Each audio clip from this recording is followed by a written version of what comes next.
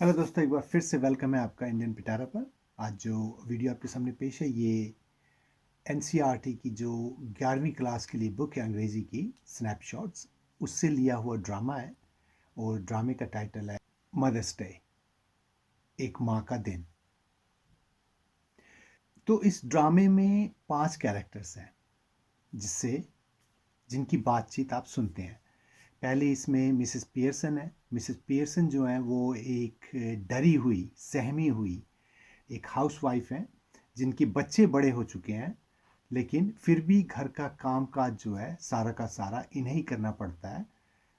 बच्चों के साथ साथ अपने पति की भी देखभाल करनी पड़ती है और इनका सारा दिन, सारा हफ्ता और सारा साल इन लोगों की आव भगत में ही निकल जाता है।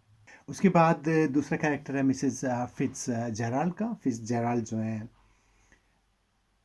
एक बहुत ही कड़े स्वभाव की महिला है और इनको कुछ जादू टोना भी आता है। और ये जादू टोना उन्होंने पूर्व के किसी देश में सीखा था। मुझे जहाँ तक लगता है पूर्व का किसी देश के बारे में जब ये कह रहे हैं तो इनका मतलब इंडिया से है। तीसरा जो पात्र है इसमें वो है Doris Pearson. Doris Pearson Mrs Pearson की बेटी है। इनकी उम्र लगभग 20 साल की है और इनका एक बॉयफ्रेंड है जिसका नाम है चार्ली स्पेंस। मिसेस पियर्सन का जो बेटा है उसका नाम सिरिल पियर्सन है और इनके पति का नाम है जॉर्ज पियर्सन। तो ये 5 कैरेक्टर्स हैं इसमें। एक छठा कैरेक्टर जो है वो है डेनिस के बॉयफ्रेंड का जिसका नाम है चार्ली स्पेंस, लेकिन हम इसे इस ड्रामे में ना तो देखते हैं ना सुनते हैं। तो नाटक के पहले भाग में क्या होता है कि ये दोनों जो दोस्त हैं, पड़ोसी भी हैं, मिसेस फिट्जजेराल्ड और मिसेस पियर्सन, बैठ के बातें कर रहे हैं। तो ऐसी हालचाल पूछने के सिलसिले में मिसेस फिट्जजेराल्ड कहती हैं कि कैसा चल रहा है सारा। और क्योंकि इन्हें पता होता है कि ये जो मेरी पड़ोसी है कैसे इसको यूज़ किया जाता है घर वालों के द्वारा। तो कहती है देखो, तुम्हें अपना ना अपने बारे में सोचना पड़ेगा।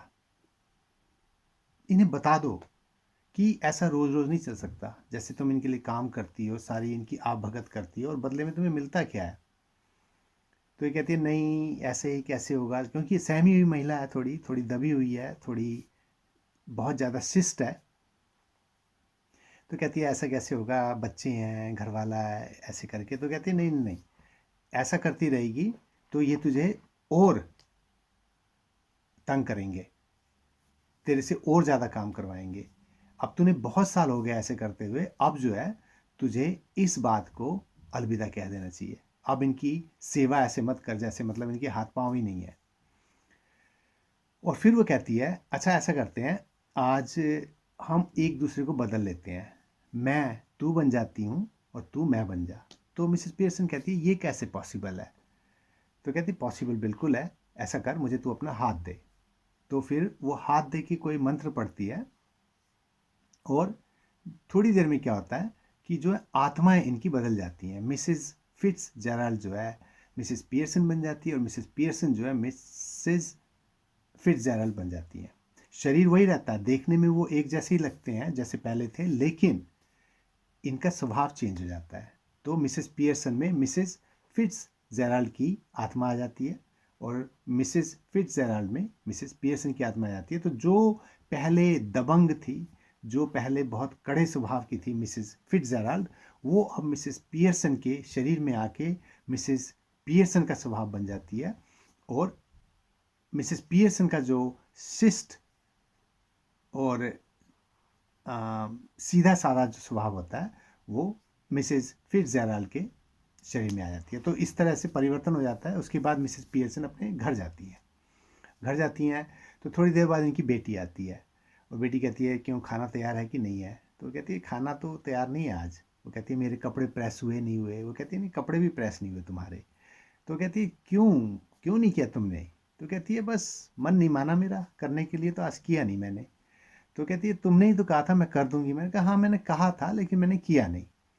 और इसी तरह से थोड़ी देर बाद उसका बेटा आता है मिसेस पियर्सन का, और बेटा भी कहता है कि खाना बना नहीं बना, मुझे जल्दी हो रही है, मुझे फिर बाहर जाना है। तो कहती है ऐसा कुछ नहीं है, अगर तुम्हें भूख लगी है तो तुम अपने आप बना सकते हो। और इसी बीच में वो एक स्टाउट बियर का ग्लास लेके वो बैठ जाती है अपना पीने के लिए, कि भाई काम करना है तो आप अपने आप करो, मुझसे जो है काम नहीं होगा। तो यहाँ तक ये बात होती है। और इसके साथ ही मिसेस पियर्सन ने अपनी बेटी को भी कह दिया होता है कि तू जिस बॉयफ्रेंड के लिए बाहर जाती है ना, तो वो देखने में अच्छा है, उसके दांत कितने बड़े बड़े हैं और वो आधी खोपड़ी का है। और ये सुन के जो है डेनिस जो है और भी ज़्यादा अपसेट हो जाती है। जब थोड़ी देर के लिए मिसेस पियर्सन वहाँ नहीं होती, तो ये दोनों भाई बहन एक दूसरे कहते हैं क्या हुआ है, कोई चोट वोट तो नहीं लग गई इस लेडी के सर में, जिससे कि ऐसी बहकी बहकी बातें कर रही है। मतलब पहले तो ऐसा कभी नहीं होता था, जब हम आते थे खाना तैयार मिलता था, हमारी शर्टें प्रेस की होती थी, ड्रेस प्रेस करके रख देती थी सारा, कभी ऊंचे आवाज़ में बात नहीं की। तो ये लोग हक्के बक्के रह जाते हैं।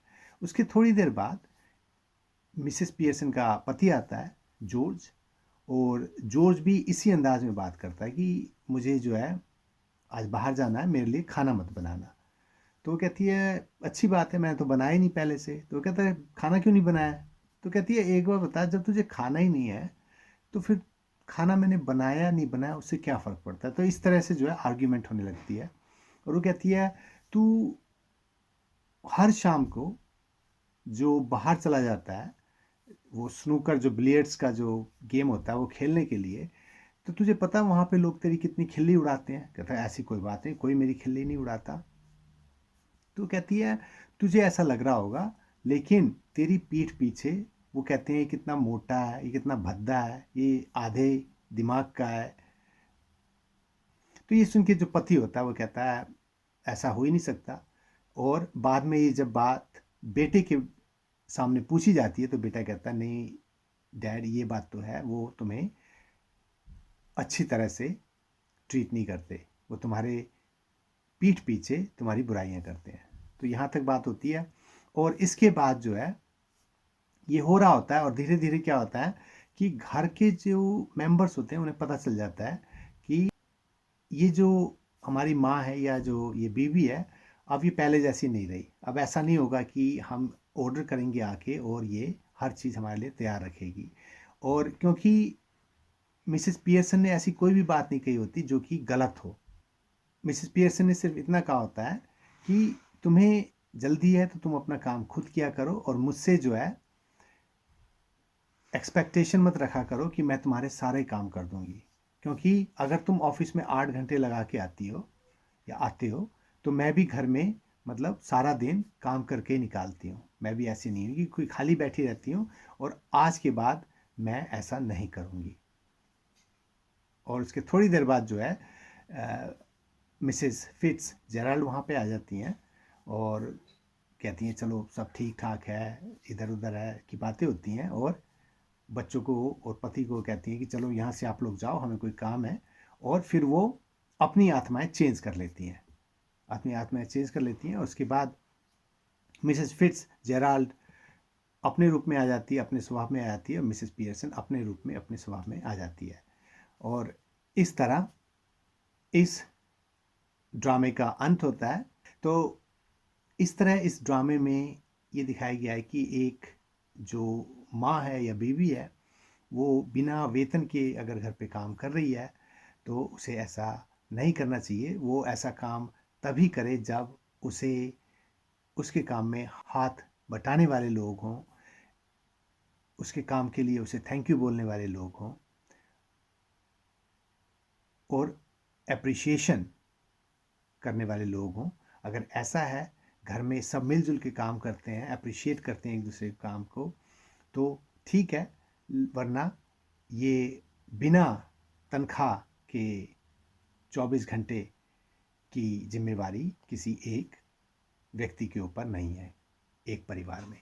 तो यही था इस ड्रामे का मैसेज। तो होपफुली आपको पसंद आया हो, ज़रूर बताइएगा कैसा लगा। और फिर मिलते हैं एक नई वीडियो में आपके साथ। तो आज के लिए इतना ही।